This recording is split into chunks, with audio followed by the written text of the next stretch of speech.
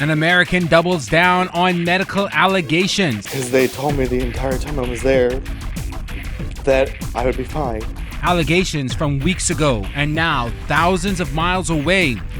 We would never put a person in a closet to render care. A Minnesota man says he left the Bahamas after a vacation and botched surgery filled with pain. Are these allegations true? Well, we've got the story straight ahead.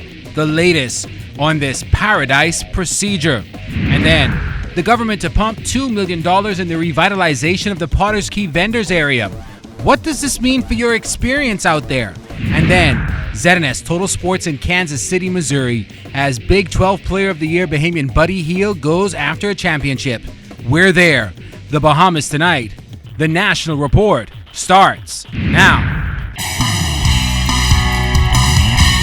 Now in HD.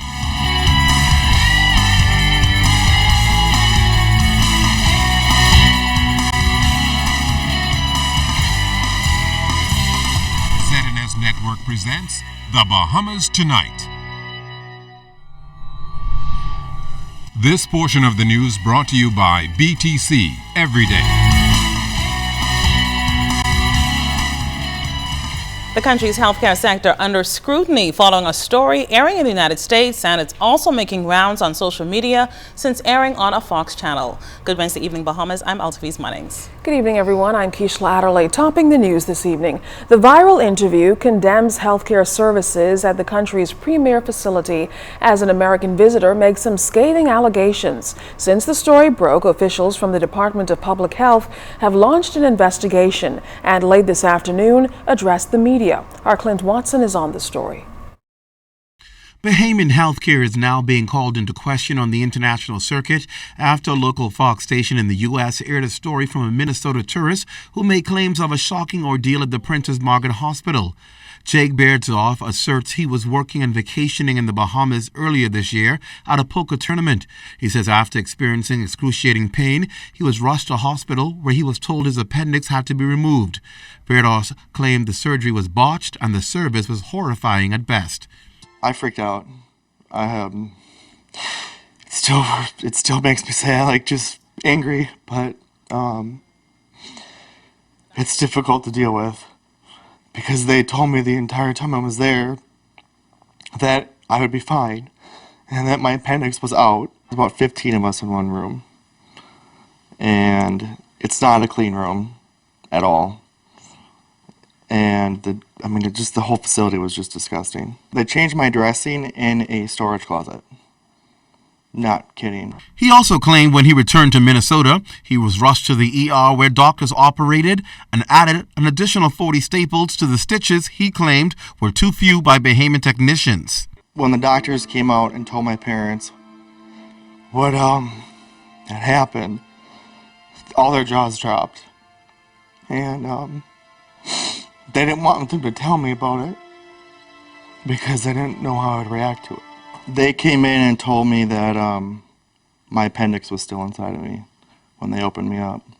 They removed it, so I would never have an issue with it again, or ever have an issue of having to get surgery. And it was not ruptured? Nope, it was healthy. Internal sources at PMH have confirmed to ZNS News that they have found significant loopholes in the story reported by the American visitor. Well, the Public Hospitals Authority wasted no time in responding. Late this afternoon, they held a news conference. Chief of Medical, Dr. James Johnson, spoke on behalf of the hospital. The diagnosis which we discovered at the time of surgery was completely consistent with what we thought we were going for.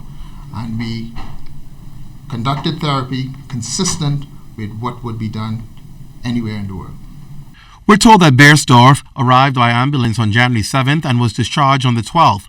Dr. Johnson said they were concerned with the misconceptions surrounding the story, but they were limited in what they could say as they had not received permission from the patient to release any information. However, as to the claims that his appendix was not removed, well, that's apparently not true. As to allegations that his bandages were changed in a storage room, Hospital Administrator Mary Walker was adamant that the policy at PMH prohibits such care. We would never put a person in a closet to render care. The hospital maintains it was never contacted on the issue by Fox News. Dr. Johnson also said he could not confirm that the wounds and stitches shown on TV are consistent with what was done at PMH. No, I would not be able to confirm that because I have no idea when those pictures were taken. Dr. Johnson also pointed out another important factor. The patient seemed to have been quite satisfied for the 5 days that he remained in hospital after the procedure. There was no indication that he was dissatisfied in any way. Medical research shows that the procedure of an appendectomy can vary depending on the severity and condition of the appendix. For example, if a patient has an extreme case influenced by gangrene, the appendix can rupture, leaving the patient at risk of being poisoned. Following a surgical procedure, that individual can receive temporary stitches in the event the surgeon has to go back inside the wound. It is also done to allow excess fluid to drain out. Now, we should also note that the alleged victim has set up a GoFundMe account. On that site, there is a detailed account of what he claims to have been his story while here in the Bahamas. Already to date, there's more than $2,000 raised for his alleged medical expenses. In the ZNS Newsplex, Clint Watson, ZNS Network News. Thanks so much, Clint. We'll continue to definitely follow that story. On other news from Parliament, senators lending their arguments to proposed changes to the Constitution, which will be the focus of a referendum, as they all voted yes to the changes just moments ago. Now, our Janaea Noel Ferguson tells us tonight that many are in agreement, as you just heard, that bills number 2 and 4 continue to be points of contention. Concerns linger over the gender equality bills expected to go to referendum later this year.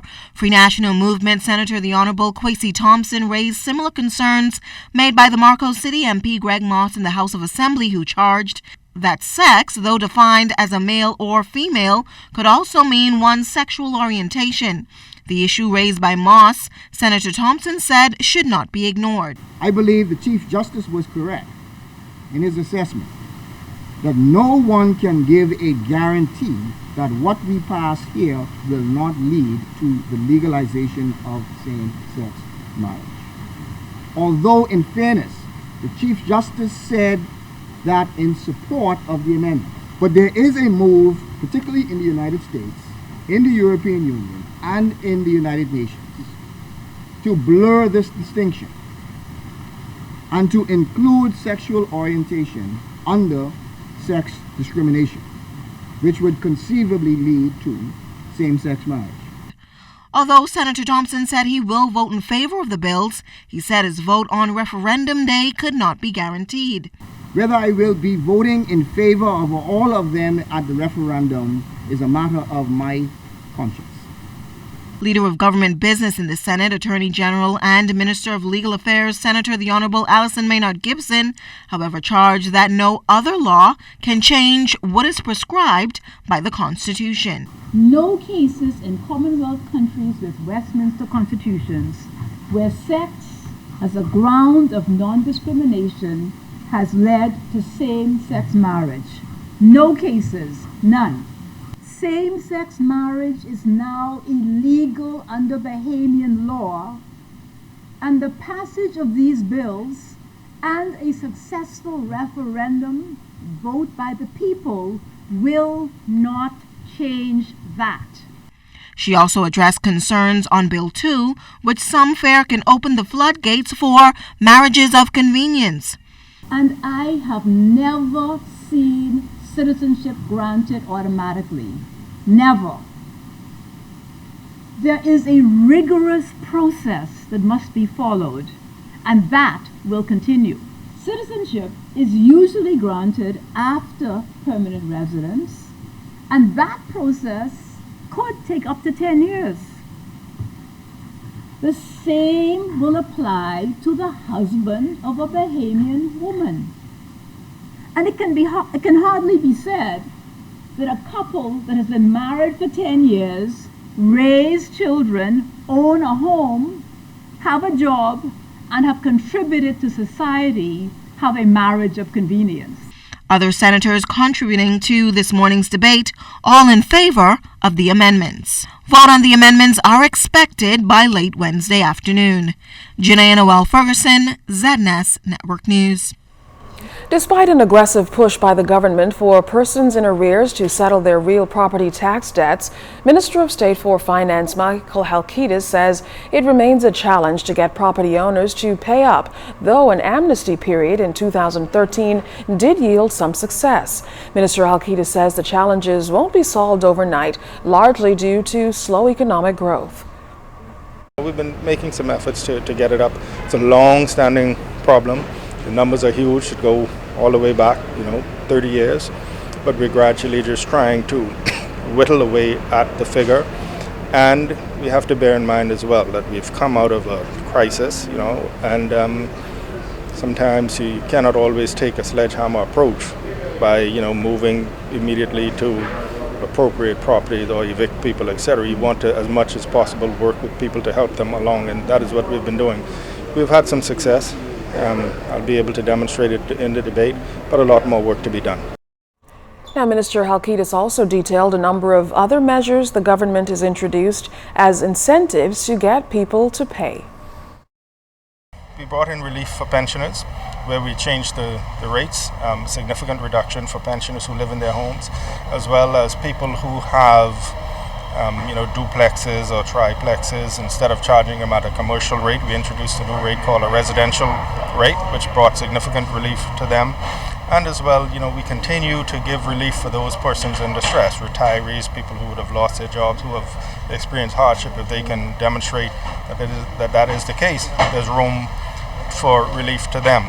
And so, and to your point, yes, to encourage people to pay early, we've instituted a discount. So if you pay early,